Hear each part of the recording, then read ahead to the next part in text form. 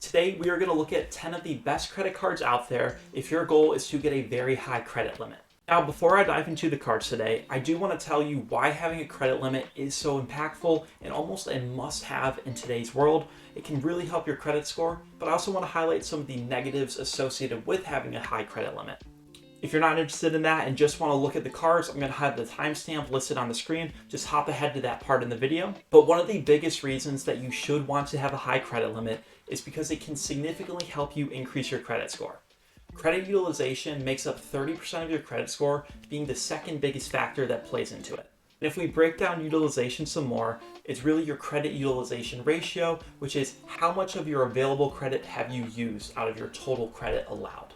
And look, if we maintain our same spending by simply getting a higher credit limit, we're able to lower our credit utilization ratio, which in turn will benefit our credit score in the long term. Oftentimes, it's recommended to keep your utilization ratio below 30%, getting closer to that 10% mark if possible. If you are interested in other things that we can do to increase our credit scores, I'm going to have a video linked up above and down below that I highly recommend checking out once this video is done.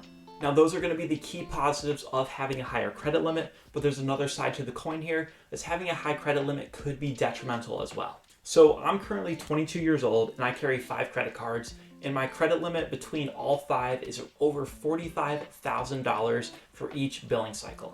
And look, the secret's out of the bag. I don't make anywhere near $45,000 a month to spend on my credit cards.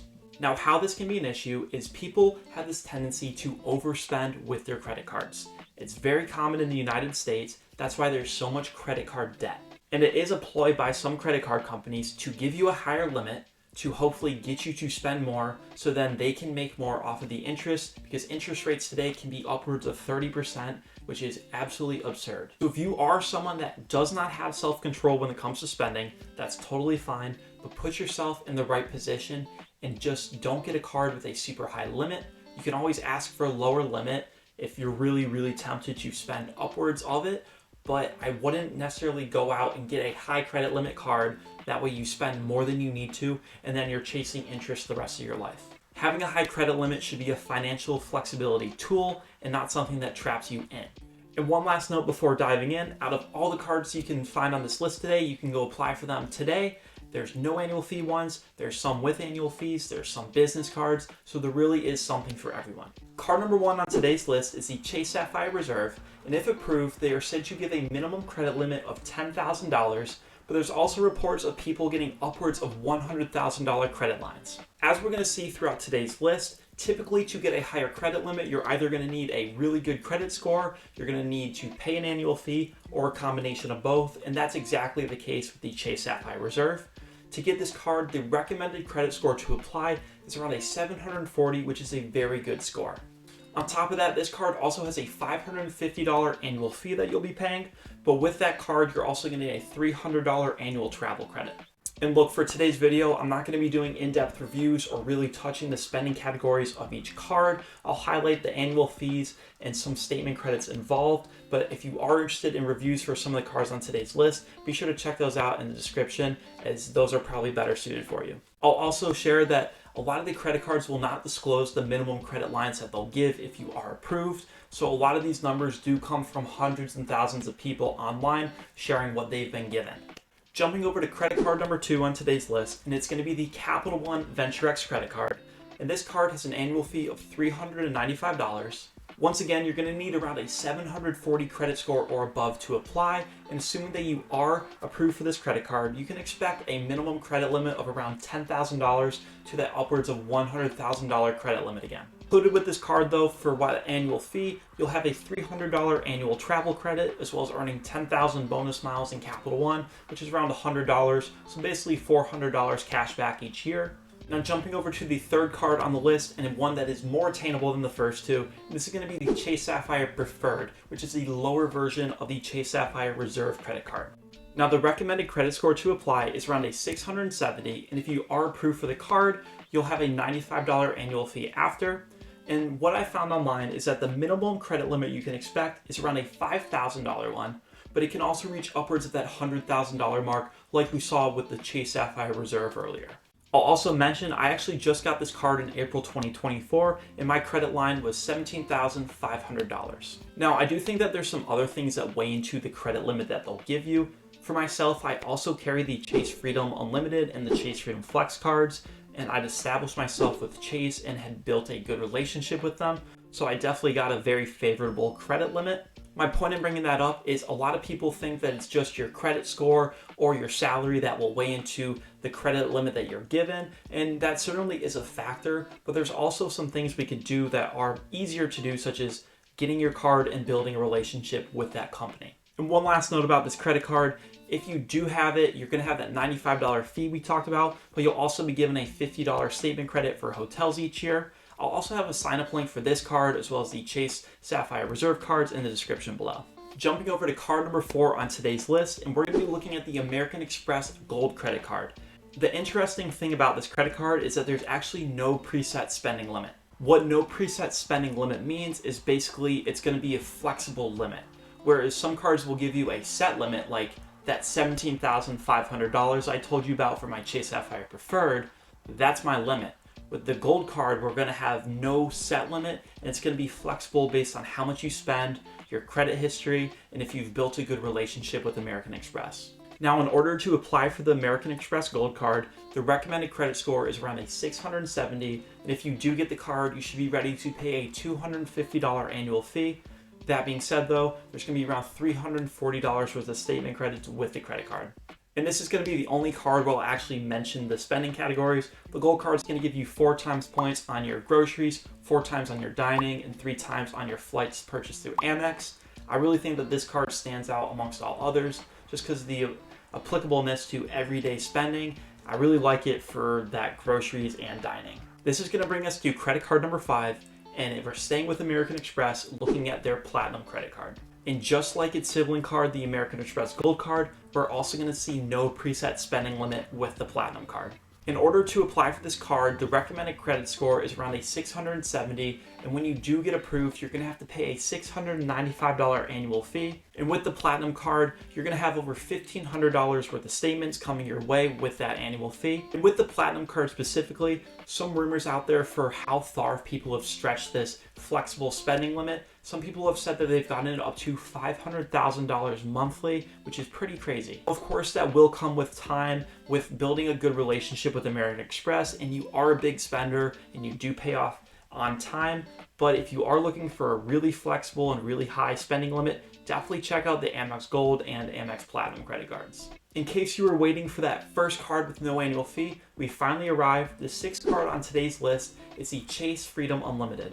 Now, there is no minimum credit line listed for what they could give you, but some people have reported getting upwards of $20,000 credit limits. I can say for myself, this was actually the 2nd credit card I got in my own name. I got it a week after getting a USAA card through my bank, and Chase gave me a credit line of $4,000, which I think was very generous for my 2nd real credit card out there.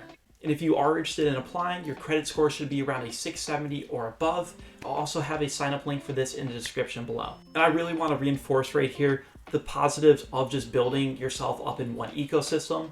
So I got the Chase Freedom Unlimited in May 2023, and I actually wanted to get the Chase Freedom Flex and got that in September or October 2023. So I'd only carried the Freedom for a couple months, and I had that $4,000 limit. And I wanted to get the Freedom Flex. There was no change in my income, no change in anything at all. And for that card, they gave me a $10,000 credit limit, which was pretty absurd given nothing changed at all. I really just point this out again to show how impactful building a good relationship and making your payments on time with a company can be. Let's now take a look at card number 7 on today's list, and this is going to be the Unity Visa Secured Credit Card. For those that are unaware, secured credit cards are intended for people with either no credit history or poor credit history. They basically, you put down a deposit of your own money up front for the credit card, and they use that as your credit line. Whereas with another card, such as the Chase Freedom Unlimited, you don't have to put down a deposit and they'll tell you your credit line. The cool part about the Unity card is that there's no minimum credit score needed to apply, and you can actually put down a deposit of $10,000, which would be your credit line. And I know for a lot of people that's not necessarily feasible, but if you are looking to just get an extra line of credit open and you do have money that you can put towards a credit limit, and you just want to get as high as possible, you do have a lot of flexibility with this Unity Visa card. Moving over to card number 8 on today's list, we're going to see our first business credit card with the Chase Inc. Business Unlimited. Now, I know that this is a business credit card, and the cool thing about it is that you don't necessarily need a business in terms of the traditional sense that people may think to get it. Oftentimes, if you have a startup or a side hustle, or you're an entrepreneur or do freelance work, that is your business, and you can use that to get this credit card. You don't necessarily need an LLC registered with the state to get this card, which is pretty cool because a lot of people could get this card that don't necessarily realize they can. And for this business card, there's going to be no annual fee attached to it, and the recommended credit score to apply is around a 670 or above. And the cool thing about business credit cards is that they actually may have higher starting credit limits compared to other credit cards out there.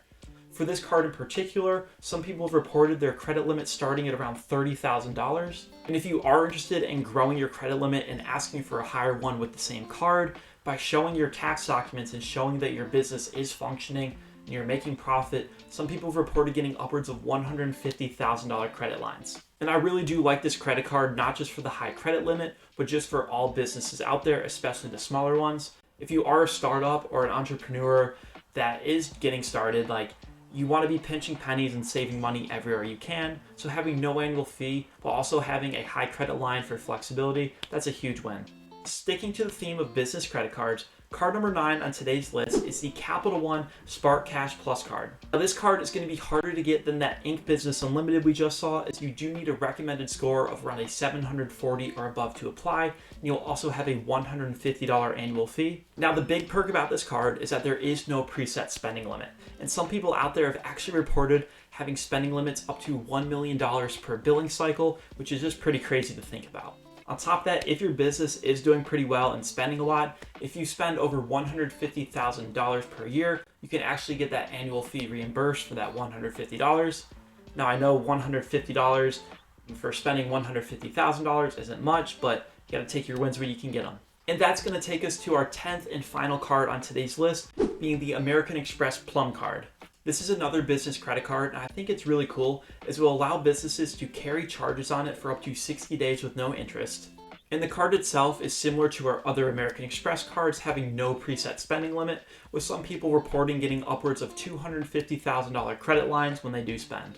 It is pretty difficult to get this card, as your credit score should be around a 740 or above, and if approved, you'll have a $250 annual fee. But I really do think that those Amex cards and the other ones that we talked about that do have a flexible limit are pretty unique in that if you are just looking for a high credit limit, those may be the best option, but I don't think you can go wrong with any card we talked about. And that is going to do it for today's list of the top 10 credit cards that have high credit limits. Now, please don't go overspend if you do get a high limit. It's a fantastic tool to lower our utilization and then raise our credit score, but it can be tempting when you do have a high credit line to go spend more than you really should. My biggest piece of advice, whether it's with this card or any other card out there, is always spend what you can afford and try and pay it back in full each month.